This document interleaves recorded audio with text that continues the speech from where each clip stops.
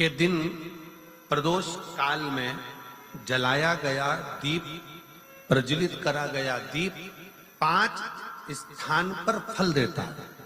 प्रदोष के दिन प्रदोष काल में लगाया गया दीपक 5 स्थान पर फल देता है। पहला स्थान, अगर हमको या हमारे परिवार में किसी को काल सर्प दोष है तो हमारा प्रदोष का लगाया गया दीपक कहीं पूजन मत कराओ, वो दीप जलाने से ही काल सर्प दोष समाप्त होता चले जाता है। दूसरा स्थान, पितृदोष। अगर किसी ने कह दिया कि तेरे घर में पितृदोष है, तेरे घर में, कई लोग बता देते हैं कि तुम्हारे घर में, कई माताएं पूछती हैं मेरे घर में बेटा नहीं, मेरे घर में 3 बेटी हो गई, 4 बेटी हो गई, 5 बेटी हो गई, बेटा नहीं है, बेटा नहीं है, तो किसी ने कह दिया पितृदोष है। अब तुम शंकर जी की पूजन कर रहे हो, शंकर जी पे जल चढ़ा रहे हो, शिव की स्तुति कर रहे हो, तो किसी किसी की यहाँ 3 बेटियों के बाद, 4 बेटियों के बाद, एक माता ने तो लिखा है कि उसके यहाँ 2008 में उसके घर में लड़की ने जन्म लिया था, या 2008 में उसके घर में बच्चे ने जन्म लिया था, लड़की ने। उसके बाद फिर लड़की ने जन्म लिया और उसके बाद उसके घर में कोई पुत्र का योग नहीं बना। तब उसने प्रदोष के समय पर शाम को दिया लगाना प्रारंभ करा और 2008 में बच्ची जन्मी थी और अब 2024 में उसके घर में लड़के ने जन्म लिया। कि प्रदोष काल का लगाया गया दीपक, प्रदोष काल, प्रदोष के दिन, प्रदोष काल का जो दीपदान होता है वो सरल नहीं होता, वो सहज नहीं होता। 5 स्थान की पूर्ति करता है। पहला स्थान किस चीज के लिए? काल सर्पदोष के लिए। दूसरा पितृदोष। कैसा भी तुम्हें कोई पितृदोष बता दे, कितना भी तुमसे कोई कह दे कि तेरे घर में पितृ का दोष है, तेरे घर में ये दोष है, अगर आप प्रदोष के दिन, प्रदोष काल में, अर्थात सूर्य अस्त के समय के 2:45 तक का जो समय होता है, 2 घंटे के समय का, उसके अंतर्गत अगर आप प्रदोष काल के समय में भगवान शंकर को दीप लगाने के लिए अगर पहुंचे हो तो वो आपको फल देगा ही, पितृदोष का निवारण होगा ही। चाहे तुम कुछ करो चाहे मत करो, वो पितृ की शांति करा दे। दूसरे नंबर पर है पितृदोष। तीसरे नंबर पर है वास्तु दोष। हमारे घर का,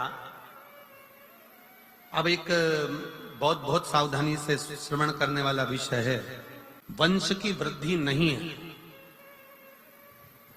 30 वर्ष शादी के हो गए, 40 वर्ष शादी के हो गए और औलाद है ही नहीं। डॉक्टर ने भी हाथ ऊंचे कर दिए, टेस्ट पे भी करवाया, IVF करवाया, सब कुछ तुमने करवा लिया, तो भी औलाद नहीं है। तब आखिरी में एक काम चालू करो, प्रदोष का दिन दोनों पति पत्नी व्रत चालू कर दो प्रदोष का, और प्रदोष काल में शाम के समय जाकर एक ही दिए में 2 लंबी बाती जानते हो ना, रुई की लंबी कपास की बाती 2, और दोनों बाती एक ही दिए में रखकर पति पत्नी दोनों उसको प्रज्वलित करना प्रारंभ करें। बाबा संतान देकर ही रहेगा, औलाद आएगी ही। दीप की जो बाती में अंतर आ जाता है, एक गोल बाती में और लंबी बाती में अंतर आता है, बहुत अंतर आता है। पितरों के लिए गोल बाती का प्रयोग बहुत कम होता है हमारा। देवी जी के लिए, माता रानी के लिए, जगत जननी के लिए गोल बाती का प्रयोग बहुत कम होता है हमारा, ध्यान रखिएगा। एक पितृ के लिए, एक जगत जननी जगदम्बा दुर्गा भवानी के लिए गोल बाती का प्रयोग कम होता है, लंबी बाती का प्रयोग ज्यादा होता है। क्यों? क्योंकि हमारे घर के कुल देवी और हमारे घर के पितर हमारे वंश की वृद्धि करें, इसलिए लंबी बाती रखी जाती है, जिससे हमारा वंश बहुत लंबा चले, बहुत उन्नति की ओर बढ़े, इसलिए लंबी बाती का प्रयोग किया। शिव महापुराण की कथा कहती है 5 जगह पर हमारा जलाया गया एक दीप जो प्रदोष के दिन प्रदोष काल में लगाया जाता है, 5 जगह पर भारी पड़ता है। पहले नंबर पर जम के बोलते जाओ, काल सर्पदोष। दूसरे नंबर पर पितृदोष। तीसरे नंबर पर घर का वास्तु दोष। हमारे घर में कितना भी वास्तु दोष है, कोई ने कह दिया यहाँ बाथरूम नहीं बनना थी, यहाँ पर शौचालय नहीं बनना था, यहाँ सीढ़ी नहीं बनना थी, वो सीढ़ी वहां बनना थी, ये सीढ़ी वहां बनना थी। तुम पूरा घर तोड़वा के देख लो, उसके बाद में जैसा वास्तु वाले हैं वैसा करा कर देख लो, उसके बाद भी तुमको शांति नहीं मिले तो समझ लेना कि तुम्हारे घर में अब वास्तु दोष तो तुमने दिखाकर समाप्त कर लिया, फिर भी वो समाप्त नहीं हो रहा, तो प्रदोष काल का लगाया गया प्रदोष के समय का दिया आखिरी में वास्तु दोष को भी समाप्त कर देता है और उसमें भी फल प्रदान करता है। काल सर्प दोष, पितृदोष, वास्तु दोष।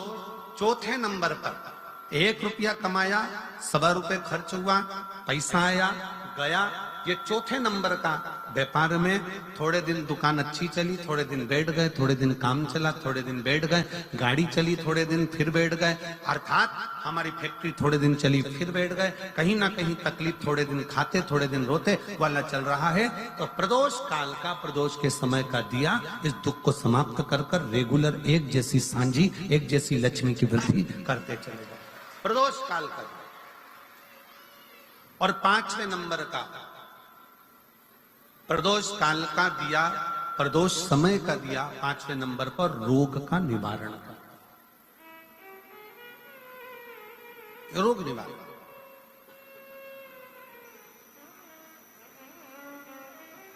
ये 5 स्थान जो बताए गए हैं प्रदोष काल के दिन, प्रदोष के दिन दीप प्रज्वलन के। प्रदोष व्रत का इतना महत्व है महाराज। ये प्रदोष व्रत होता क्या है? प्रदोष व्रत का महत्व क्या है? शिव महापुराण की कथा कहती है शंकर भगवान का प्रदोष का व्रत, अर्थात चंद्रदेव को जो क्षय रोग हो गया, बीमार पड़ गए, शरीर गलकर नीचे गिरने लगा, तब देव ऋषि नारद ने भगवान चंद्र को शंकर भगवान के पूजन का विधान बताया। और पूजन करते करते त्रयोदशी तिथि आ गई, जिस त्रयोदशी के दिन चंद्रदेव ने सुबह से शाम तक कुछ नहीं खाया। शाम के समय सूर्य अस्त के पहले चंद्रदेव ने स्नान किया, श्वेत वस्त्र धारण करे, और श्वेत वस्त्र धारण कर कर चंद्रदेव शंकर के शिवलिंग की पूजन करने बैठ गए।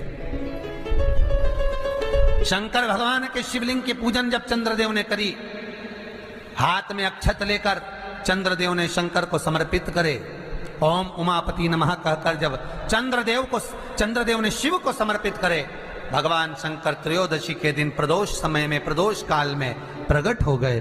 और प्रकट होकर बोले, ऐ चंद्र, तुमने आज मेरा अनुमोदन किया है, आज मेरा स्मरण किया है, जाओ आज त्रयोदशी के दिन प्रदोष काल में मैं तुम्हारे शरीर को स्वस्थ करता हूं। तब से ये प्रदोष व्रत प्रारंभ हुआ है महाराज।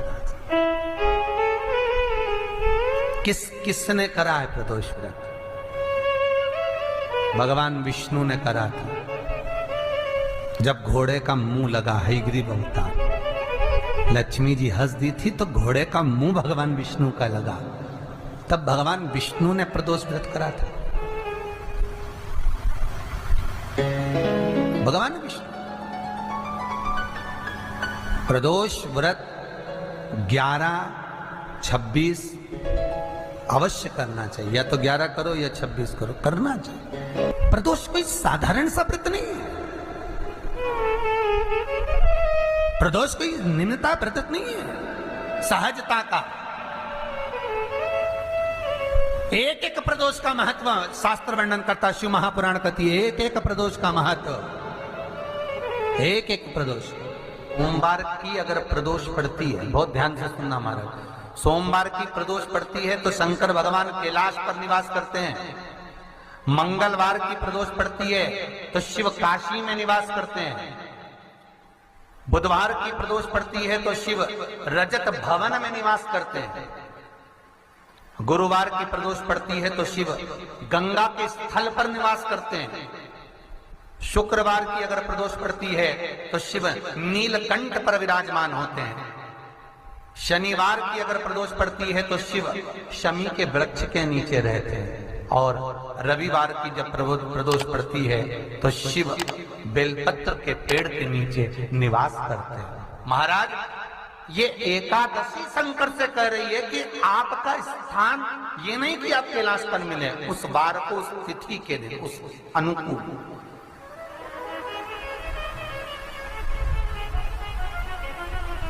हमारे यहां कहते हैं सोमवार की जो प्रदोष पड़ती है वो इच्छा पूर्ति करती है, मंगलवार की प्रदोष रोग से मुक्ति देती है, बुधवार की प्रदोष कामना की पूर्ति करती है, गुरुवार की प्रदोष शत्रुओं का नाश करती है, शुक्रवार की प्रदोष सुख और शांति देती है, शनिवार की प्रदोष संतान का सुख देती है, और रविवार की प्रदोष जो काम दुनिया में कोई नहीं कर सकता वो अचूक फल की प्राप्ति रविवार की प्रदोष करा देती है। महाराज ऐसी प्रदोषों का नियम वर्णन किया चाहिए। भगवान कहते ठीक है तू थोड़ी देर खड़ी हो।